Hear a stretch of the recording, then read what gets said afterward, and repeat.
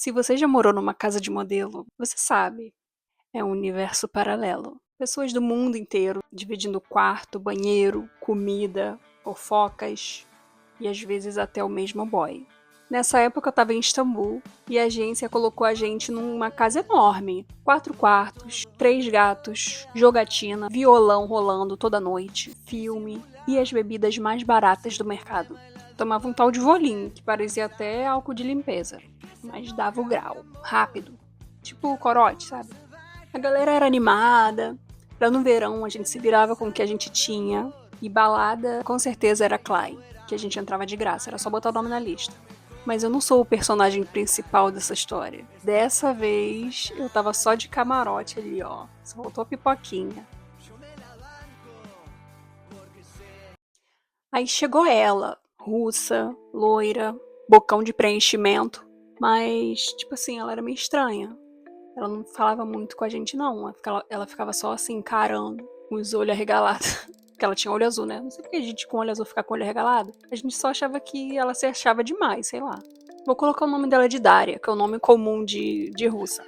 E todos os outros nomes também eu vou dar uma modificada aí, entendeu? Porque eu não quero expor ninguém. Tá, mas continuando. Mas bastou uns dias pra ela mostrar que veio. Um amigo nosso, o Bruno, vai ser Bruno o nome dele, modelo da Lituânia, bissexual safado e um fofoqueiro também, porque ele chegou pra gente mostrando a mensagem assim: olha só quem falou que eu sou bonito. E adivinha quem que era? Era a Daria.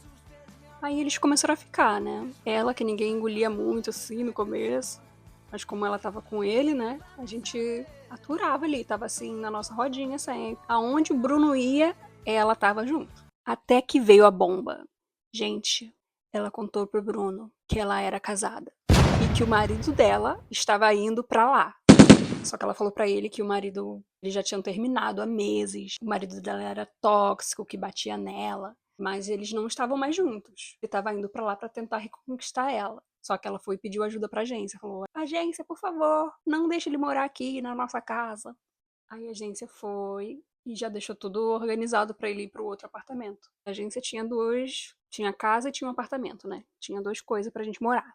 Alguns dias depois, o pessoal do apartamento estava chegando de madrugada lá da Klein e tinha uma pessoa no escuro sentada. Eles perguntaram: oi, tudo bem? Quem é você? Aí ele se apresentou assim, com essas palavras: eu sou o marido da Daria. Com essas palavras mais em inglês, né? Porque todo mundo era de um país diferente. Não sei qual nome que eu invento pra ele, calma. Deixa eu pesquisar um nome de polonês, que ele era da Polônia. Pesquisando no Google. O primeiro nome foi Jan. Cadê? Onde eu parei? O clima de novela mexicana, ele era o tal do Jan. Saiu do quadro toda hora, ninguém me avisa. E aí o babado estava começando a se formar. No dia seguinte, a van passou pra pegar a galera, né, pra ir pra casting. Aí primeiro a van passou lá no apartamento, aí o pessoal do apartamento entrou, aí o Jean entrou também lá. A van passou na nossa casa depois.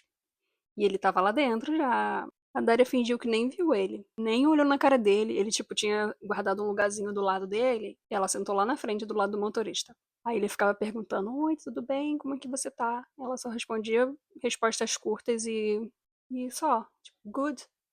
Assim, gente, vocês não têm noção da focaiada que era naquela época. Então tava todo mundo sabendo. O Bruno, toda vez que acontecia alguma coisa, ele contava pra gente, entendeu? Pra mim, pro colega de quarto dele. E aí as coisas iam se espalhando, a gente ficava só assim, né, de observando. Será que será que vai acontecer agora? Aí a gente tava lá na van, esperando pra ir pro casting e aquele climão que dava pra cortar com uma faca. E ele assim todo tristinho, né, que ele chegou lá e a menina tava ignorando ele. A esposa dele. Papel passado, gente. Mas até então, pra gente, ele era o agressor tóxico e a gente tava do lado dela. Aí tá, tava lá. O Jean saiu, porque depois daquela ignoração, saiu pra dar uma olhada também na outra casa, na casa que a esposa dele estava morando. E aí chegou o nosso querido Bruno, todo espalhafatoso, sem camisa. Good morning! Aí falou com a Daria, e do nada surgiu atrás dele: oi, eu sou o Jean. Bruno foi só assim. Ele foi embora, ignorou o menino. O marido não sabia quem era o Bruno, mas o Bruno sabia quem era ele. E a gente lá assim, ó. Depois, O Jean passava lá todo dia. Fazia café da manhã pra ela, fazia almoço, levava flores, tudo, fazia de tudo. E ela aceitava tudo de boa. Ela ficava lá como se fosse uma princesinha, uma rainha. E eles tinham uma relação ótima. Só que eles estavam separados, né? A gente achava estranho, tipo assim, como é que você não tava com medo dele? Agora você tá aí.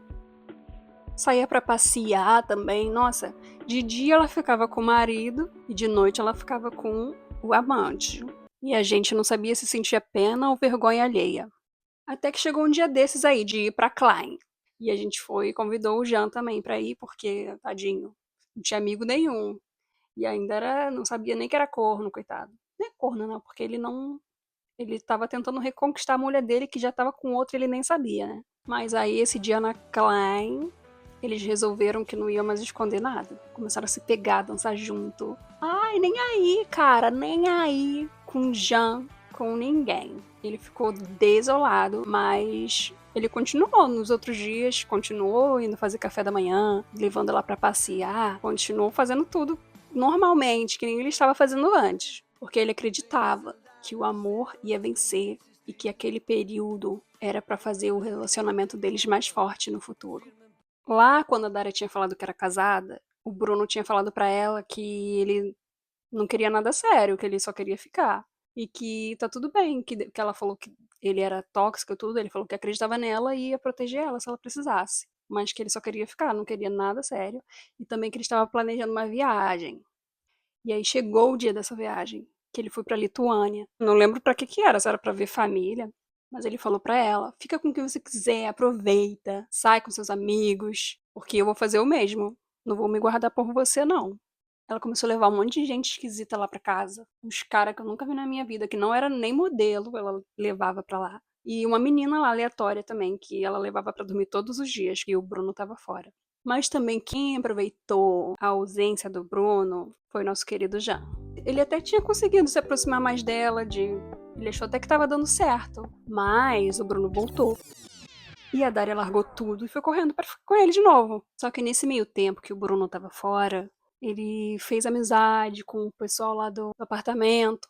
Acho que as pessoas ficaram vendo, né, a situação que ele tava e se compadeceram. O melhor amigo de infância do Bruno morava lá no apartamento. Os dois são da Lituânia. E eles ficaram até que bem próximos. E aí já começou a primeira baixaria de novela. Ela falou pro Bruno que o melhor amigo dele de infância estava ajudando o Jean a reconquistar ela. A amizade deles ficou um pouco abalada aí nessa época, mas hoje em dia tá tudo bem, podem ficar tranquilos. Pra vocês terem noção, teve uma vez, eles estavam vendo filme. Eu só passei na sala nesse dia e vi isso. Um sofá, Jean. No outro sofá, Daria e Bruno, abraçadinho assim, dando beijinho, como se fosse super normal aquela situação. Mas nada supera a madrugada do surto. O Blas estava viajando de novo, mas dessa vez era para um trabalho.